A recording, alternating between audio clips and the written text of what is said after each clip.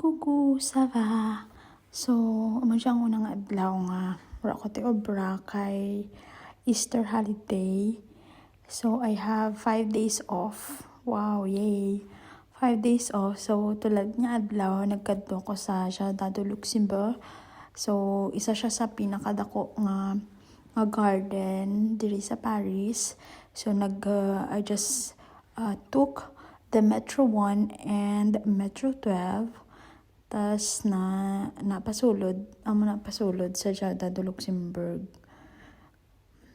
Tapos nagbalon lang ko tubig, snacks, tas nagbalon pa ko sang libro ko, sang Delfado ko nga libro.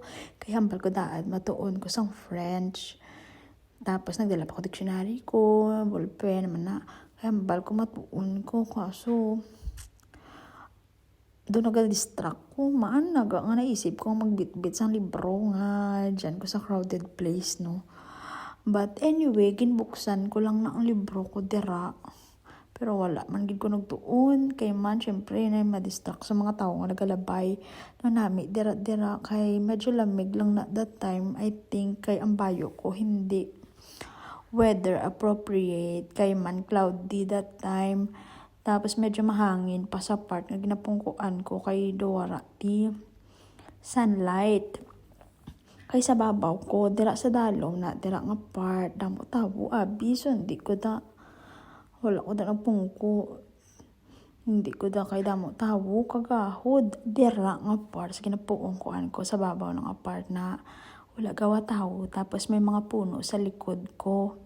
So daw kalamig, pala, tas kahangin. So, ara ang libro ko, dictionary nga, ginbit-bit ko, may lapis pa ko da. Matuon ko tani, kaso, muna gani, na-distract sa mga tao, galbay-labay, di syempre public place, wala na, ano naisip ko. Pero anyway, wala mo ko nagtuon. Nagtawag lang ko sa family ko sa Iloilo, tas amigo ko sa Iloilo, shout out sa inyo dira. Char! Influencer yarn. Vlogger. Anyway, so nagtawag lang ko dila sa ila, tapos nagkaon ko sang snacks ko, tapos nanaog na ko kaya ko do kalamig gid ang bayo nga gitsuksok ko, hindi gid siya appropriate for today's video.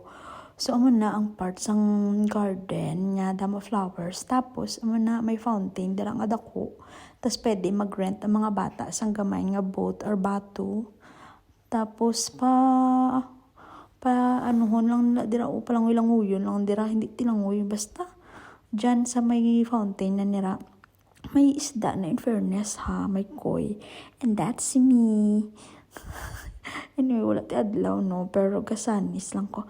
Anyway, so that's the other part kang garden, no.